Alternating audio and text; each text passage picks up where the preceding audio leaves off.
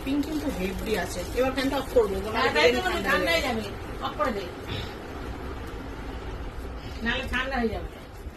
খুলতে বলতে বিরিয়ানি আমার তলে হাড়িটা তলে খুঁড়ো মতো দেখ, দাঁড়া দাঁড়া দাঁড়া দাঁড়া। হাড়িটা ডিজাইনটা এর নাম লখনৌ বিরিয়ানি। হ্যাঁ লখনৌ বিরিয়ানি।